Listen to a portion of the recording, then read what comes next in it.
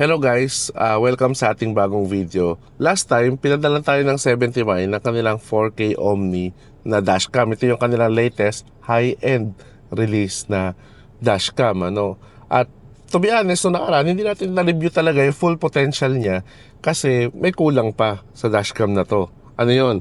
Buti na lang, pinadalan tayo ng 70 nitong kanilang 4G hardwire kit. So ano ba yung may tutulong nito? Para kasi sa akin, ito yung perfect upgrade or perfect pair ng inyong 70 4K Omni. So ano ba yung matutulong nito sa inyong 70 4K Omni? Ano mga features yung mga ma-unlock niya kapag ka meron kayo nito? Yan yung mapag-uusapan natin sa video na to. So ano, ready na ba kayo? Tara, let's roll!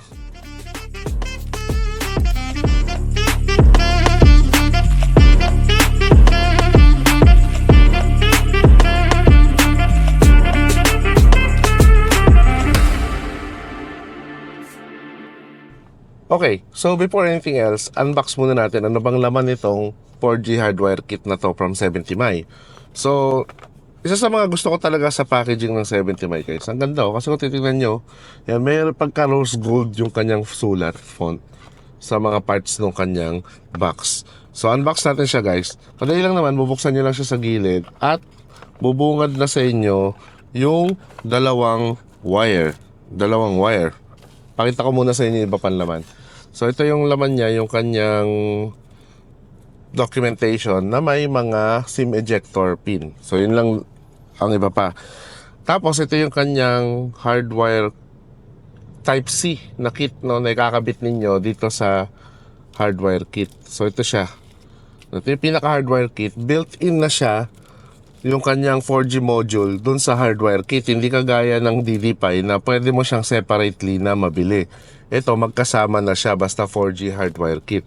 Tapos may kasama na siya ito, yung Type-C na connector na mahaba. So mamaya ipapakita ko rin sa inyo ano ba itsura niya kapag nakabit na. So buksan natin itong pinaka-module niya.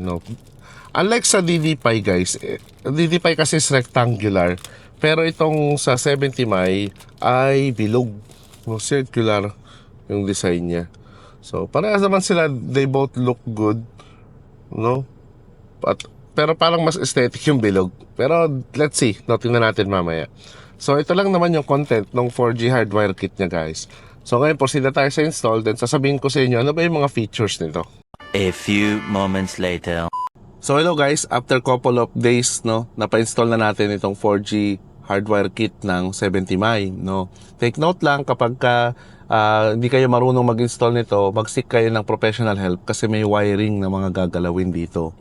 So, yun. Pero kung kaya nyo naman, tiwala kayo sa sarili nyo, why not? Okay lang. So, pakita ko sa inyo yung pagkaka-install. Unang-una, ito yung ating dashcam, yan. So, yung 70 4K Omni natin, nandyan siya naka-install. And then, dito naman, yung ating 4G hardwire kit, yan yung bilog, nakadikit na siya dyan, may adhesive siya sa ilalim. So, pinaikot lang natin yung wire para malinis, pinatago, yan. So, yun yung kinalabasan.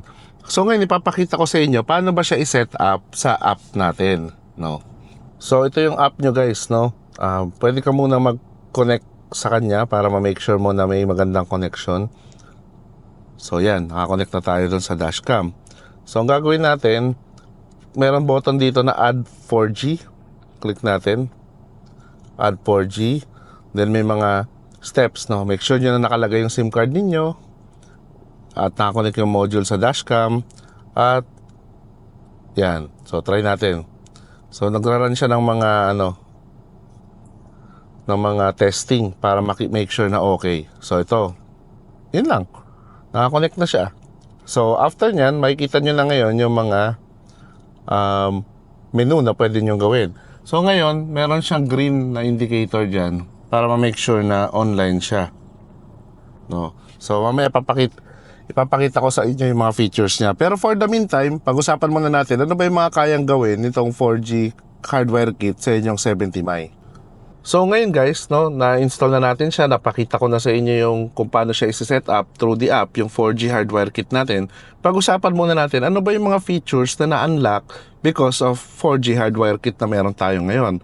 Well, unang-una, kagaya ng mga nasabi ko sa full review natin ng 4K Omni ng 70mm dashcam.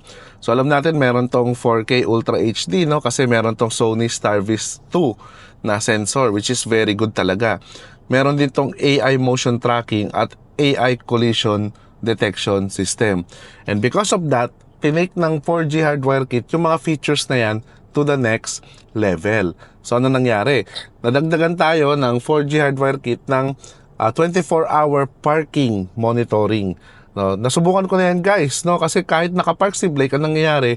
Dahil nga merong motion detection si 4K Omni natin, pinapaikot niya yung rotating lens papunta doon sa pinaka-subject niya. May nakikita siyang tao na umaaligid-aligid sa sasakyan mo, or may makita siyang tao na umuupo sa hood ng sasakyan mo. Ang ganda kasi ifo-focus niya doon while park.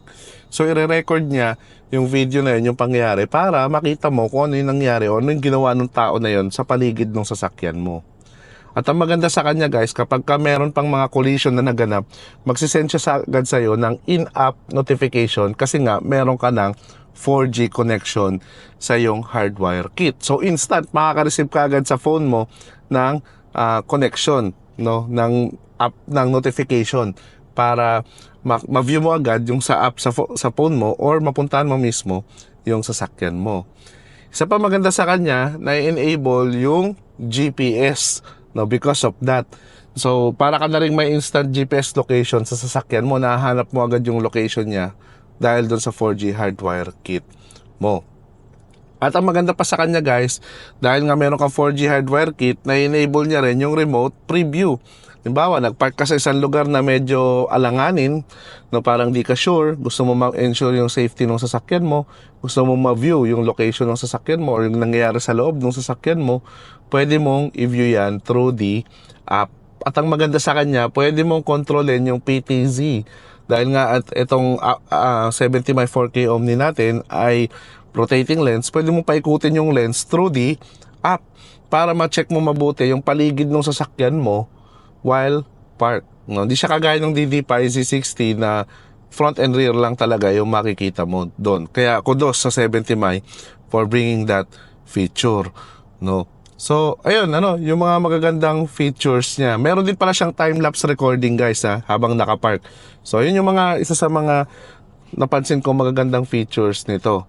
Kaya talagang perfect for me na additional siya sa 70mm 4K dashcam ninyo. So, demo ko lang din ulit sa inyo guys yung app niya, kagaya niyan. Ito nakikita nyo, naka-park si Blake, tapos naka-online siya sa app natin. So, una natin ipakita sa inyo itong remote surveillance. No? Kukonect muna siya sa module and then boila. 'Di ba? Ang bilis lang ng connection niya guys, oh. Yan lang siya agad. Tapos makikita mo, pwede ka na mag-capture ng photo, mag-capture ng video, or check mo yung likod. No, mabuview mo rin yan, yung rear. And then, kung pipindutin mo yung PTZ niya guys, control, pwede mo siyang ikutin. Ayan, nakikita niya tayo, 'di ba? So, yan. So, ganda, 'di ba? Napakagandang feature niyan. Tapos, pwede mo na siya ibalik. So, yun, no? Ngayon, pakita ko pa sa inyo yung vehicle location feature niya. Makikita nyo, yan. Nakikita yung kanyang exact location. Nandyan din. Alarm center, makikita mo yung mga notification na meron siya, pati yung mga video, yan, no? Pag may suspicious na person na na-detect. No? At ito pa pala isang magandang feature niya guys na hindi ko nasabi kanina, yung battery protection niya o battery monitoring niya. No, maganda sa kanya guys kapag may sinet ka sa settings niya na voltage, no, halimbawa sinet mo 12.4 volts lang, hihinto na siya kapag na-reach na yon ng sasakyan yung battery level na yon para makapag-start ka pa rin ng sasakyan mo. So, kasi yun yung number one concern di ba? Nung iba, kaya ayaw nila magpakabit ng 4G hardwire kit kasi nga daw, baka malobat yung battery, hindi sila makapag-start. Pero hindi na totoo yun. Kasi nga, meron ng mga battery protection ang 70mm 4G hardwire kit natin. So, yun lang. Yung mga features na gusto kong ipakita sa inyo through the app. So, after makita natin yung mga features na yon, mare-recommend ko ba sa inyo itong 70mm 4G hardwire kit? Lalo na kung meron kayong 4K Omni na dashcam. Well, 100% yes. kailangan nyo to. Kasi ma-unlock nyo yung lahat ng features ng 70mm 4K Omni na dashcam ninyo. Plus, magkakaroon pa kayo ng mga extra protection kagaya ng binanggit ko sa inyo kanina. Kaya sulit na sulit talaga, no? Para kang nagkaroon ng CCTV camera talaga sa iyong vehicle. Hindi lang kapag umaandar, kundi kapag ka nakapark din. So, kung magkano ba siya, ilalagay ko na lang sa screen yung updated pricing niya as of making this video. Ilalagay ko rin sa screen kung ano ba yung mga compatible na dashcams nila dyan sa hardware kit na meron tayo ngayon. So yun lang guys, sana nakatulong sa inyo yung video na to at talagang highly recommended ko talaga itong accessory na to or upgrade na to sa ating 70mm 4K Omni para ma-reach natin yung full potential niya. So yun lang guys, kung may natutunan ka sa video na to, click mo naman yung like button. At kung di ka pa nakasubscribe, click mo naman yung subscribe button at notification bell para updated ka palagi sa mga latest happenings sa ating channel. Till the next videos guys, always remember, drive safe and enjoy!